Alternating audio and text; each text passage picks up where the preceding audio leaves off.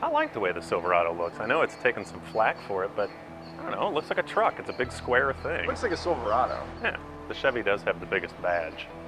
The Longhorn badge is sizable. Longhorn belt buckle is pretty big. Yeah. Everything about the Longhorn is big. Yes. It's so much filigree and barbed wire, and Nonsense. it's pretty over the top. It's not the quickest either, it's the slowest. It's kind of surprising. I think people would assume because of the Hemi. I think it's massively heavy. I think that's part of it. Well, and it's got the 8-speed transmission, so in terms of acceleration times, it's lagging because it's got to shift a couple. It's got 2 shifts to 60. But it does shift smoothly, I'll give it that, much more so than the Chevy. The Ford feels old, although the powertrain, as long as we're talking powertrain, is really strong. I mean, the torque is incredibly strong off the line. The other ones kind of need to rev to get going, especially with moving all the mass. and surprisingly, the Hemi more than the small block. The small block felt torquier to me than the off Hemi. the line, yeah, and the Hemi has the most displacement of the group. Right. The ride's pretty bad too.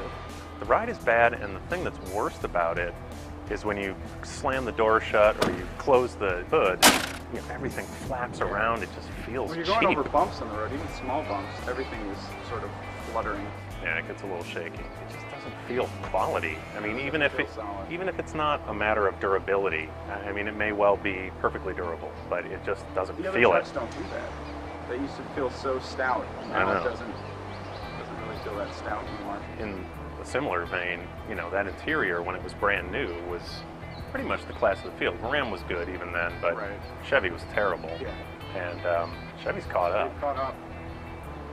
The seating position in the Ram is a little odd. You get used to it, but moving from truck to truck, you notice that you sit a bit higher in relationship to the dashboard and steering wheel, so you sit over it.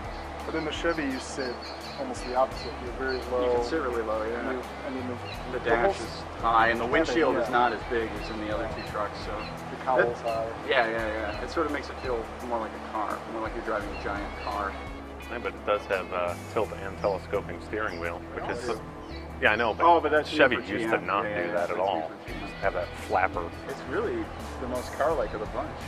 Yeah, I mean, in terms of handling, it Yeah. certainly is. In terms of ride, I think the Dodge is The probably, Dodge is pretty flush.